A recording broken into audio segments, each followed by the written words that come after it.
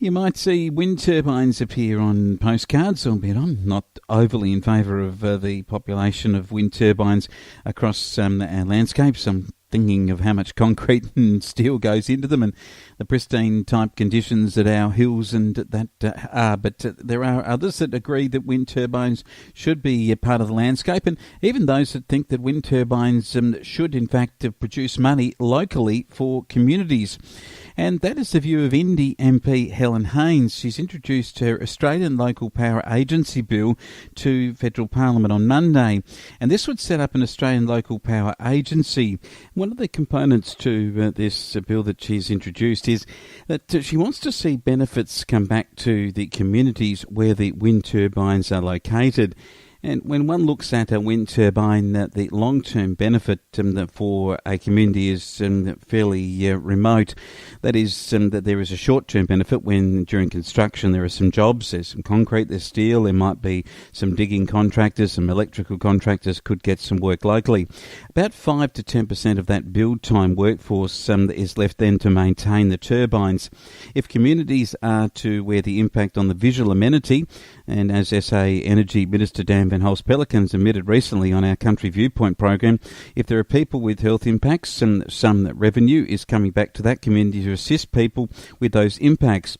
So too one would think that with wildlife and collateral damage that where wind turbines are concerned, that there would be some revenue that might come back into the local community to be part of the restoration side of it. And I think there is some scope within what's been said here on this particular topic by Helen Haines.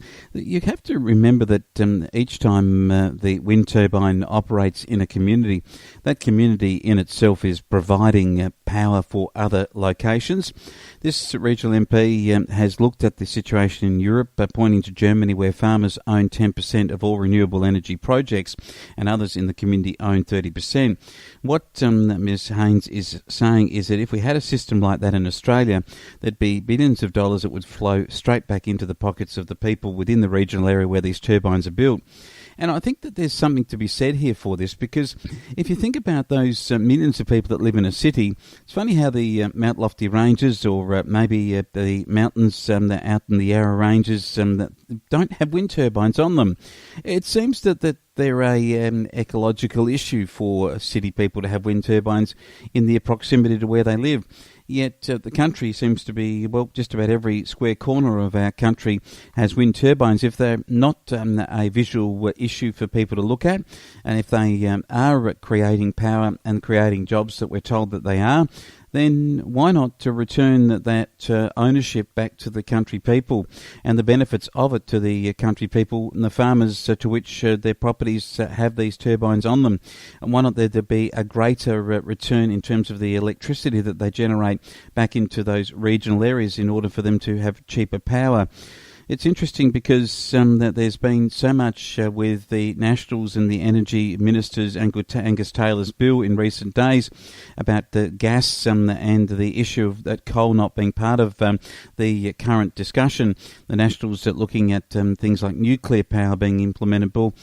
Surely there's got to be benefits to the local community of wind power and solar energy if those local areas have these particular apparatuses there to create the power.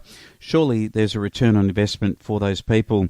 And you can read the whole article at flownews24.com.au.